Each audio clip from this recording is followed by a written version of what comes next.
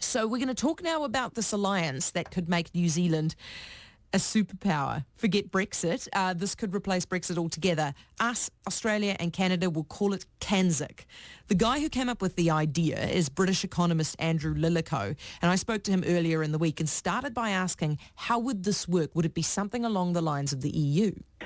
I would say that would be where you might get eventually, but of course the EU has taken 60 years to get where it's got, so I'm not suggesting that you would get as far as the EU or perhaps even further straight away. It's natural to start with things like trading agreements and perhaps move on to free movement quite quickly and to military alliances, and then later on we can think about questions like whether we want to form some of our regulations together or whether it's more natural for us not to do things in quite the same way as the EU, but perhaps to form alliances at the level of global regulation setting, because a lot of regulations these days are not set just at regional levels, but instead are set in various global fora. So maybe what we'd want to do is to have to place our weight together at that level rather than just forming our own regional alliances. But if we started with trading agreements and free movement, then we could see where it led. When you say free movement, we're talking about being able to visit each other's countries and live in each other's countries, obviously, without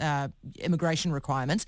Would we go as far... And work, yep. Right, and work, yeah. And would we go as far as having shared currency?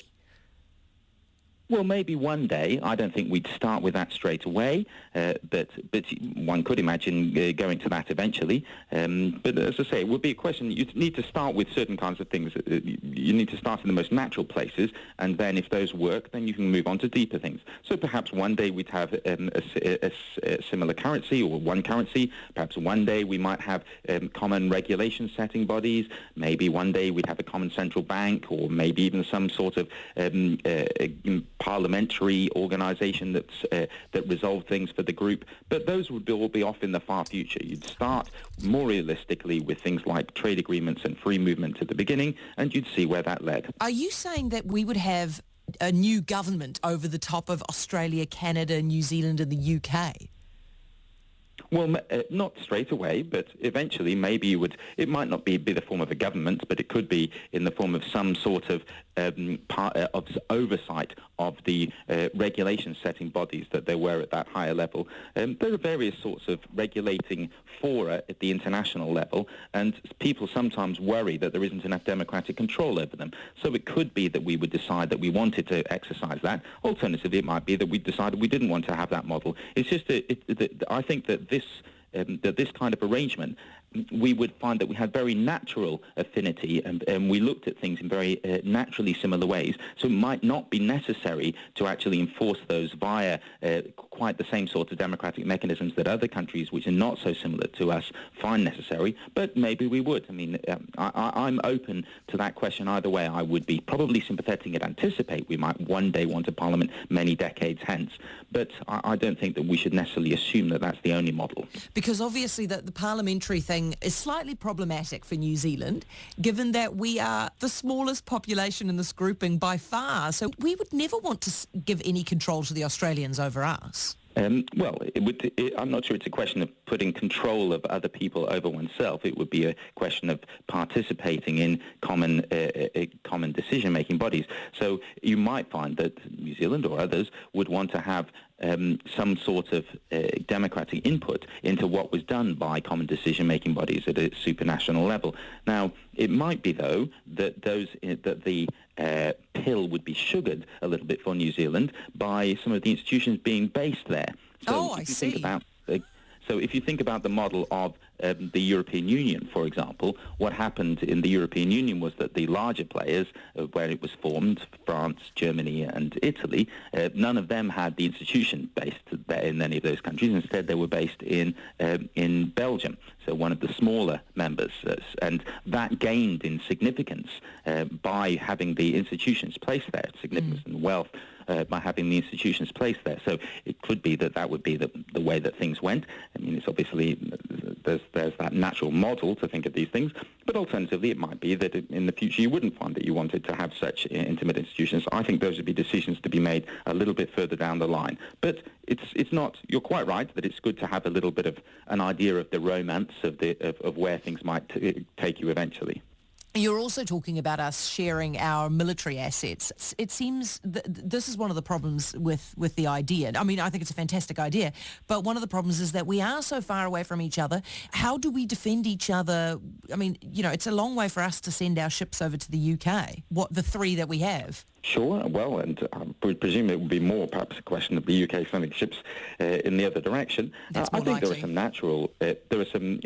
are some natural features to this. So, for example, it might be that UK ships would go up into the Northwest Passage in Canada. So, with global warming and so on, we're finding that it's more and more often that the Northwest Passage clears. And it might become quite a significant maritime trade route in the future.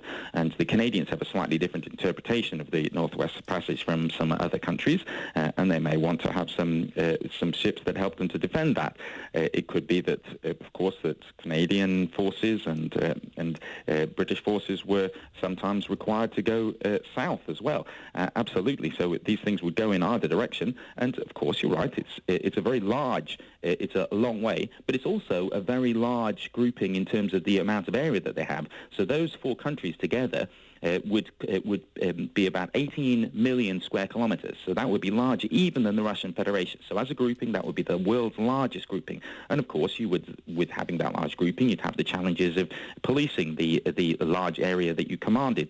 But those are challenges that we could meet with a very large amount of GDP. So it would be the world's fourth largest GDP and a significant population group, about the world's 10th largest population as a group. So of course, you're right that it is a long way, but it's also there'd be a lot of wealth and resources to be used to police it. Yeah, we'd have a lot of money. Andrew, would we be a superpower if we got together? Oh, well, I think absolutely that those four countries would together constitute one. And as I say, they'd be the world's fourth largest economic grouping, the world's third largest military spender.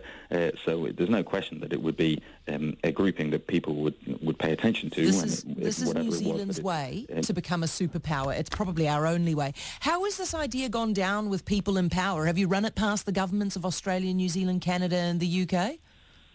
Well, it's a new idea, so I haven't.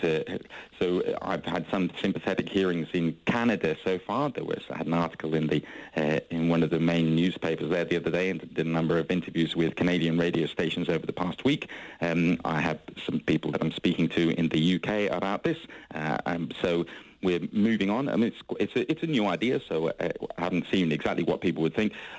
I would not expect that governments at this stage would be signing up, because I don't think that you should expect the governments to be signing up until things are nearly at the stage of dotting I's and crossing T's. So this is quite an ambitious idea, and I think the first thing is to get the vision out there to see how people respond to it, because apart from anything else, it's only been a few weeks since the UK decided it was going to leave the EU.